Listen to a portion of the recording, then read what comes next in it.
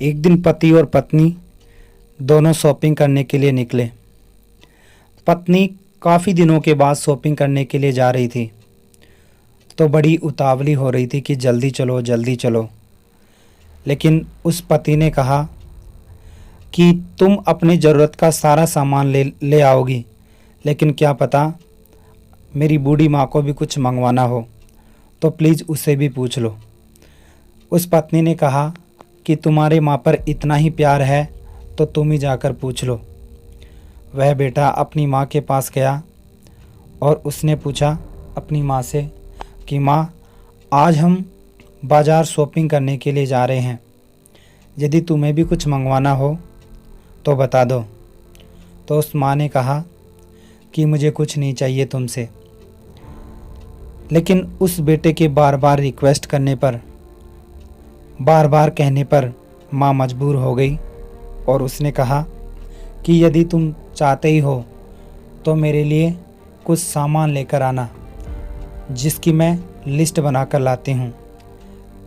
वो बूढ़ी माँ अंदर गई और एक लंबी सी लिस्ट बनाकर उसने अपने बेटे के हाथ में दे दिया। वो बेटा उस लिस्ट को लेकर बाजार के लिए रवाना हो गए दोनों। पत्नी अपनी ज़रूरत का सारा सामान खरीद चुकी थी। अंत में पति ने कहा कि तुमने अपनी ज़रूरत के सारे सामान खरीद लिए हैं, तो जो माँ ने मंगवाया है वो सामान भी खरीद लेते हैं। तो उस पत्नी ने कहा कि मुझे इतना टाइम नहीं है, मैं थक चुकी हूँ, मैं गाड़ी में बैठती हूँ, तुम जाकर ले आओ। पति थोड़ा उदास हुआ, लेकिन कुछ ना कहकर वह सामान लेने के लिए चला गया।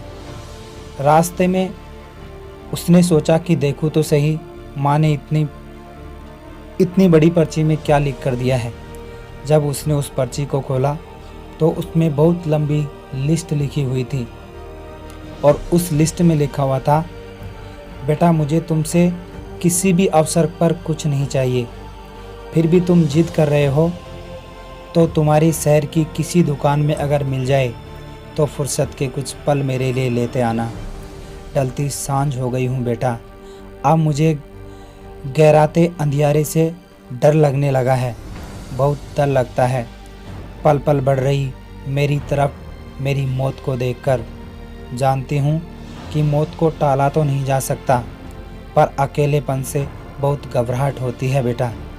इसलिए बेटा जब तक तुम्हारे घर पर हूँ, कुछ पल बैठकर मेरे पास कुछ देर के लिए ही सही, लेकिन बांट लिया कर मेरे बुढ़ापे का अकेलापन अपने साथ।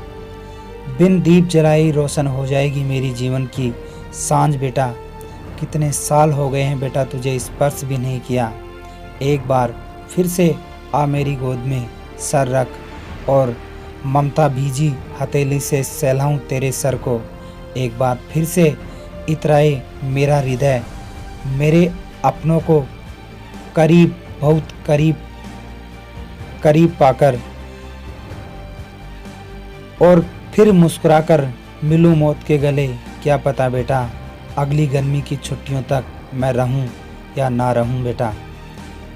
इस पर्ची में ऐसी बातों को देखकर उस बेटे का मन बहुत दुखी हुआ और वह तुरंत अपनी माँ के पास आ गया।